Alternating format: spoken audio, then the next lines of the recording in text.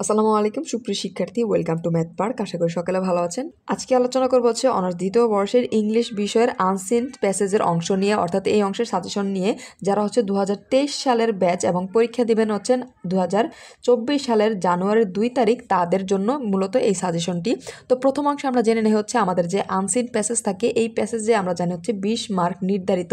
এই 20 মার্ক আমরা হচ্ছে কোন অংশে কি থাকে। এই আনসিন অংশ সাধারণত 1 নং আপনাদের থাকবে, অর্থাৎ 1 নং অ্যান্সার।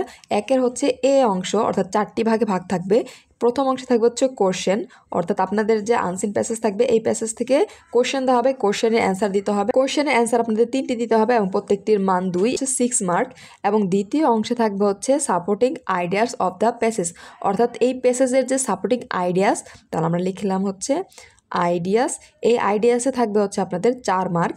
এবং সি নাম্বার এখানে হচ্ছে মেক সেন্টেন্স, অর্থাৎ কিছু শব্দ আপনাদের দেওয়া থাকবে, এই শব্দ থেকে আপনারা হচ্ছে বাক্য তৈরি করবেন। এইখানে থাকবে হচ্ছে প্রতিটি শব্দের জন্য, অর্থাৎ প্রতিটি সেন্টেন্সের জন্য 1 মার্ক, অর্থাৎ এখানে 5 মার্ক।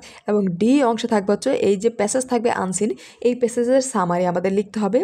এই সামারিতে থাকবে মূলত হচ্ছে 5 মার্ক। তাহলে এখানে 6, 4, 5, 5 হয়ে যায় আমাদের টোটাল 20 মার্কস। এটা হচ্ছে আমাদের আনসিন যে প্যাসেজ থাকবে, এই আনসিন প্যাসেজ থেকে মূলত এই 20 মার্কের প্রশ্ন হয়ে থাকে। তো এখন আমরা আলোচনা করব হচ্ছে আমাদের আনসিন প্যাসেজের জন্য কি প্যাসেজ আমাদের এই শেষ সময় আমরা পড়ব, অর্থাৎ কি প্যাসেজ আমাদের জন্য গুরুত্বপূর্ণ। এখানে প্রথম অংশে আমি নিয়েছি জুলাই রেভলিউশন, হচ্ছে জুলাই আপরেজ।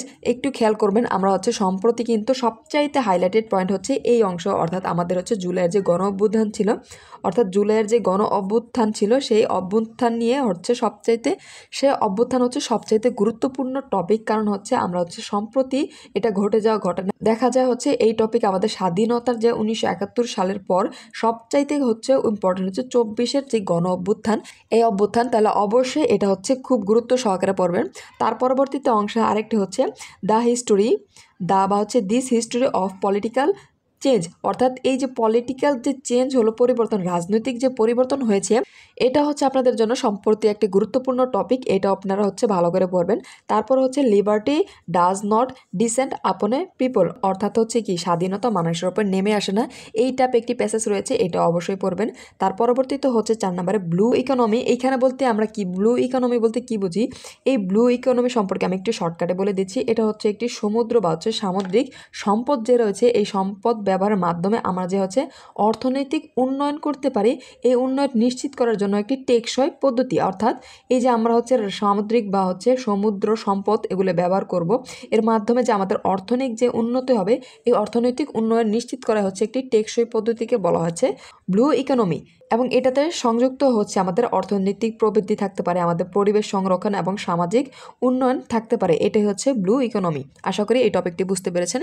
তার পরবর্তীতে হচ্ছে ডেমোক্রেসি ইজ এ সিস্টেম, অর্থাৎ গণতন্ত্র একটি সিস্টেম, এটা আপনাদের জন্য গুরুত্বপূর্ণ। তারপর হচ্ছে বায়োলজি ইজ কনসাস থ্রেট, এটা আপনাদের জন্য গুরুত্বপূর্ণ। এটা হচ্ছে আমি 2বার তুলে নিয়েছিলাম, এটা পড়ার দরকার নেই। তার পরবর্তীতে একটি গুরুত্বপূর্ণ টপিক হচ্ছে May Day is an international festival, অর্থাৎ আমাদের যে মে দিবস রয়েছে, এই মে দিবস কি আমাদের হচ্ছে আন্তর্জাতিক একটা পর্যায়ে চলে গেছে এবং আন্তর্জাতিক পর্যায়ের একটা ফেস্টিভ্যাল, এটা হচ্ছে আপনাদের জন্য গুরুত্বপূর্ণ।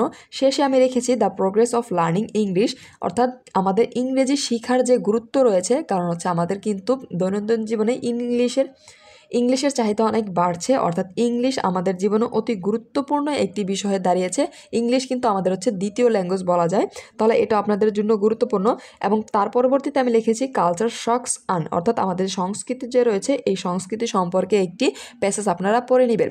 তো আমি আবার একটু হাইলাইট করে দিচ্ছি। প্রথম ক্ষেত্রে যে আপনারা এইখানে 3টি আমি রেখেছি, 1, 2, 3, এই প্রথম 3টি হচ্ছে আপনাদের জন্য সবচাইতে বেশি গুরুত্বপূর্ণ।